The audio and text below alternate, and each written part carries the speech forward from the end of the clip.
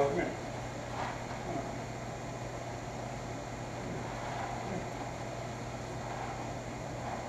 Hi, welcome. On this video, this is day 11 with the board training process with Conrad. You can see on this video I have Polly over here playing the helper role again. And the focus here is again on the command side of things. We're going to start to lean on commands again, but this time adding another kind of dynamic here with having Polly as a bit of a distraction. Okay, it's really important to work dogs with other dogs. And in this scenario here, I'm going to be, again, just working basic interaction. I'm going to be focusing, making sure that Conrad's not investing, okay, focusing on Polly. I want the focus to be on what I want. So I'm going to be nudging her out of how she's connecting that way a little bit. See, it's just there, even as I'm talking, just little taps, okay, just little taps, it's just like little hey yous, I call it. Hey, you know, you might get to meet Polly, but through me. See, there's the difference. It's not like, here's the thing, it's not like influence in such a way that you're really just like cranking and yanking. And in that context, number one is influence isn't being applied correctly because you're probably waiting too long. And if you're doing that, then you're sending the message that it's an absolute no. That no, you're not going to do a certain thing.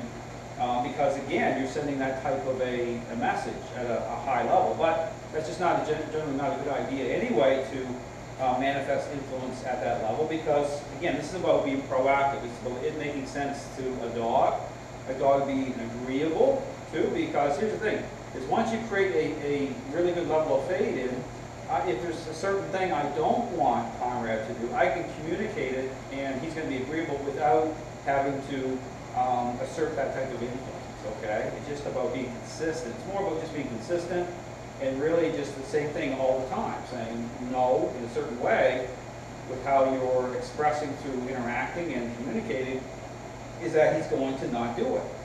So again, it's really important to understand when you're doing this type of a scenario, it's about what influence represents. Okay, understanding that when the dog already has control issues, things become perceived as a supply source. Okay, so you do have to intercept that state of mind. Okay, you got to nudge the dog out of that because they don't have a healthy way of thinking, how they're connecting, they're anticipating gaining control, and so you need to tap them out. So here, Polly's out here is again helper. She's very agreeable. She'll get lots of petting, okay, as a reward from me. And because here's the thing, and understand here, I want, as you watch my videos, people will see a lot of the front end type of, interactions which will not show the petting, okay? It isn't going to show me using certain things as motivators because I'm fixing the relationship, okay? It's interaction based, so it takes on different meaning, different context. Because if you start to do those things and pat and things like that, for a dog, it represents the potential gaining more control because of where you're at in the relationship. Just like a selfish child, okay? If you want to understand a child has become very selfish, you're not going to interact certain ways that's going to perpetuate that, okay? Enable that, okay? You have to focus on moving forward the right way. So here, once you get to a certain level, however, once you're fading at a certain level, then, using a motivator, petting, all those different things can start to come online more and more. So, and again, I don't want to discourage people to think that, well, you just simply can't pet your dog. Because here's the thing, if I want to pet on Conrad, say in this situation, I want to connect a little bit with him, the better scenario is to put him in a down position, okay, like this, do a little push-pull down here, and then touch. But see the touch, see his tail starts to wag, right? Don't extend that. A little touch for connection, but then push and pull again. Turn that light switch back off, okay? Because it's more about, understand, that's more about making you feel good than what's going to help him at this point, okay? Sit.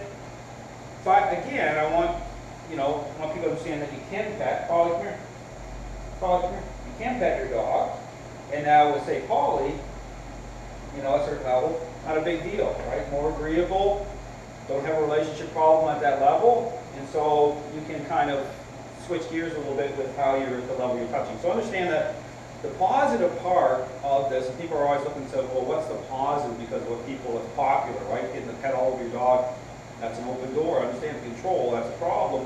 But what's the positive? You have to look at the fact I'm taking stress off Conrad. Okay, I'm de-stressing him, making him feel better. That's important. Because it's like a selfish child that's very selfish. They become stressed out. They don't feel secure in the relationship. So it's the same thing here, is that I want Conrad to feel secure in the relationship. I don't want control issues to be manifesting. I don't want a stress load to be on him, which is what happens once the dog gains control. They become very stressed. I don't want that. So you have to focus on that. That's the positive. It's about him the right way. Okay, then when I fade in, then I can start to touch a little bit more, engage at that level. But right now, you have to approach this as a type of intervention, okay? Because that's really where you're at.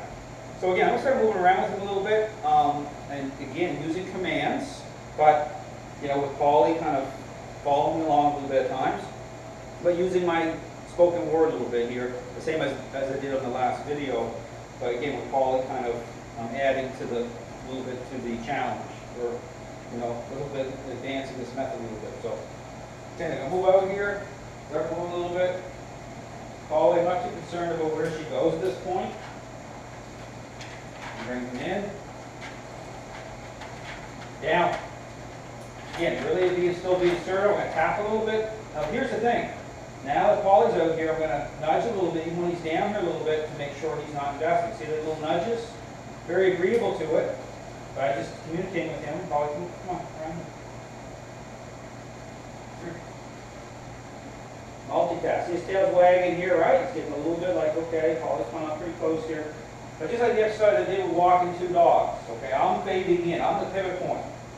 Same type of scenario, so for Paulie's off leash, another dog's here, sit, I'm bringing Conrad up, very controlled, move forward. As I'm moving forward, I'm still active with this leash. See, I'm still paying attention, I'm still nudging to make sure he's not, his head's not turning here, certain levels. See, I'm just being aware. Paulie's right there, that's perfect. Almost like she can read my mind or something. She's funny. Right there, she's waiting to see what I want her to do. She's fine right there. Down. Same thing, verbal commands.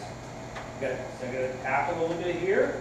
A little higher expectation out here with another dog.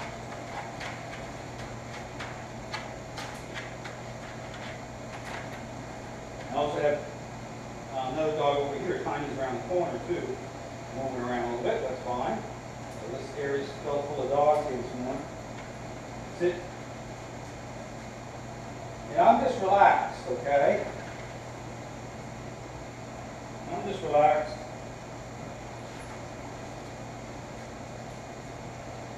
And so when you do this exercise too, it's actually better when the other dog's kind of stationary. You know, when you first start, the movement will increase the level of the dog manifesting control, how the mind is investing. So sometimes at first, the other dog just being still, or like in my video, Paulie was in the crate. That's perfect. Paulie, come on. Come on. I'm going to encourage Paulie to move here a little bit.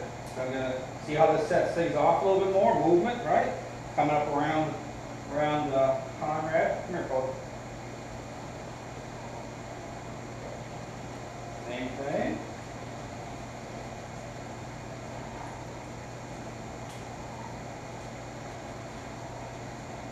We're kind of working the angles here, so this gives me a good, so it's like the same thing. Conrad's going to try to turn his head, right, to engage, and I'm not letting that happen. I'm just nudging a little bit.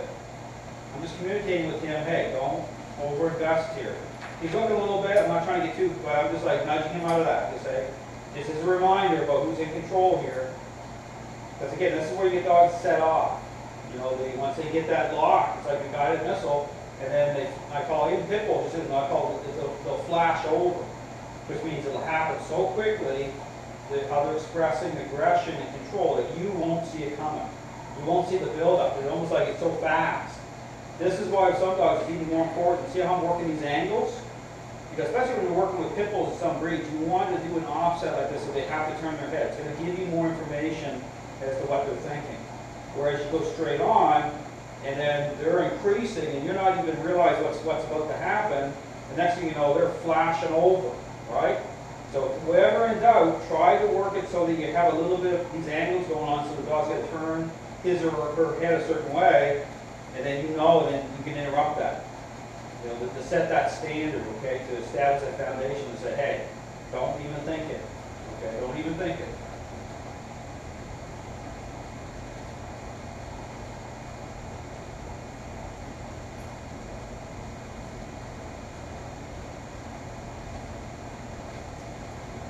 Oh, come here. Come on. Because here's the thing, at a certain point, okay, they can be off leash together, okay, off leash, and me with control, because again, through the leash itself, this is how I fade in. So you'll be working towards eventually having, say, Conrad just floating around, having a couple dogs, within the area, and him not gaining fulfillment from that. Okay, so just be careful though. Sometimes you get dogs around. You should at any time understand you should be able to verbally call that dog out, and the dog come right next to you, even if it's amongst other dogs. That's kind of like the test. Be able to have that type of influence. Okay, if you have struggle in that, a dog doesn't want to come out of that interaction. You need to do it this way. You need to establish it this way first. Then it's going to, when they are together, right, it takes on different contexts, because it's all about hierarchy, it's about pack, it's about the human, establishing the rightful role, okay? And you can see it being able to put it to the test. So again, we're doing that, you should be able, at an individual level, be able to call out whatever dog is in that group, and they come right to you and separate from the other dogs.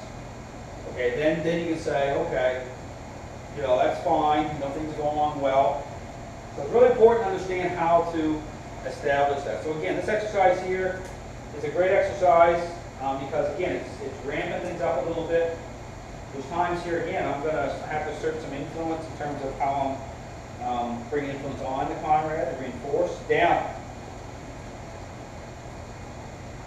Even here, just again, scene starts to want to put his nose on the floor, don't allow it. I just want him to relax. I don't want any investment. Either towards Polly or even with his nose into the ground. I just want him just to relax. It's a reasonable expectation, okay? That's what we want. So I want the stress to come off him. Doing really well. See how nice and prone he is here too? So doing really good. This is a great exercise. Oh, Polly's doing okay. Polly, come here. Stay. Polly, come here. She's a great helper dog. So she's helped a lot of dogs here. And same thing. So you see Conrad, right? I'm petting. This is where the jealousy, I'm not saying he's jealous, but this is where you see some dogs get really jealous. You have to be aware of that. That's why tapping, right?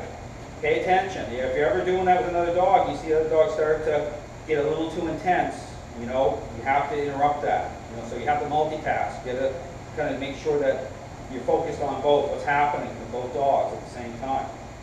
And be prepared. It's like, hey, I should be able to, if I want to pet on another dog, you're going to be okay with it, right? I mean, that's just how it's going to work. So that's what you're communicating with both dogs. So anyway, thanks for watching. This is going on really well. Just wanted to show just kind of like adding to expectations. Thanks for watching.